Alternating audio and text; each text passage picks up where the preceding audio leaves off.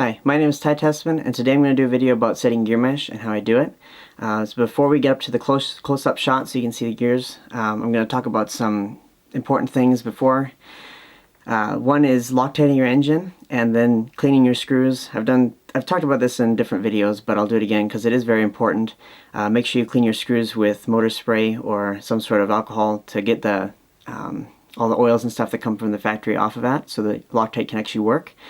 And then if one gear wears out, like say the spur gear wears out faster than the clutch bell, for some reason, whatever it may be, don't just replace one gear. You want to make sure you do both because they do match to each other running in.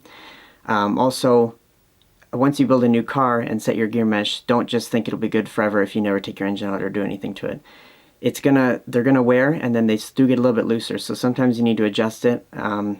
Usually I check my gear mesh pretty much every time before I go out, like to do a run, just because it's not going to hurt you to check it, and if something's wrong, then it's better to find out before you run it. So I'll check mine constantly, and I do have to reset mine after it's new, probably after the first 4 or 5 tanks, just to kind of after everything's kind of seated into each other, just check it again. Sometimes I have to adjust it, sometimes I don't.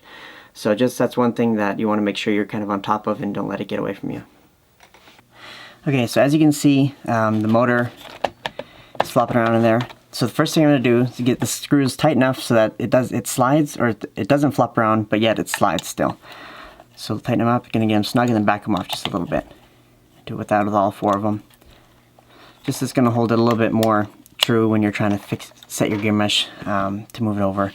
So then I'll go underneath and push it closer to the spur gear, and then what I'm doing is holding the clutch bell and wiggling the spur gear.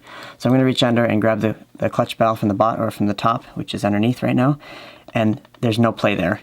You can hear that? There's no play, and it's too tight, so you can kind of hear it as well. Make sure those are loose enough. Wiggle the motor over just a little bit, and I'm going to do the same thing again, hold it and check for play. There's more play, but still not quite enough. It's still quite noisy. It's not really a lot of play, so I'm going to move it over some more.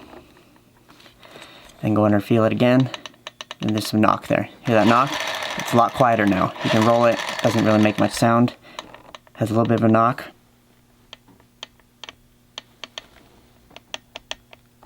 So then I'm going to go ahead and tighten them up.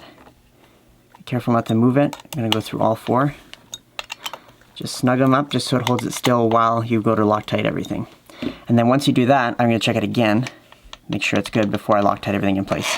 I like to do the roll test too, just to make sure it sounds right and it's not, something else isn't misaligned or rubbing or something. So what you're looking for is that little knock there. You hear that knock? And you don't want too much of a knock, you don't want too little of a knock, which is it's very hard to explain over video especially, but you basically want your stuff to be free without being too loose that it just knocks the tip of the teeth off as you're running. You want to have a good mesh, and then like I said before, you want to make sure you check that, because when they do wear together they might get looser and you might have to readjust it back tighter again. This is also not the same, it's not just one style knock for every kind of gear. For 8 scale, it's pretty similar through all the cars. You want a little bit of a knock there, but then as you go to 10 scale cars with a finer pitch, you want less of a knock and less play. And then when you go to even touring car, is even less, because their gears are the teeth are tighter, so you need less play.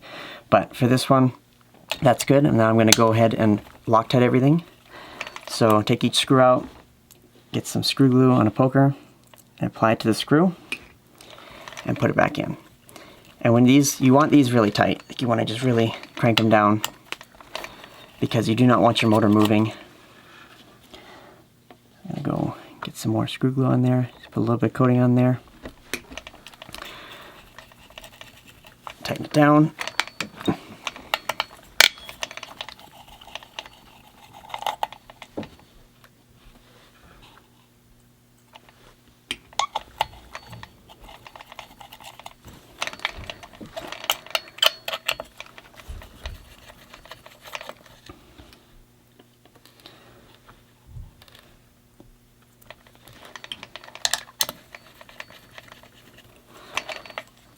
Okay, now I've got them all tightened.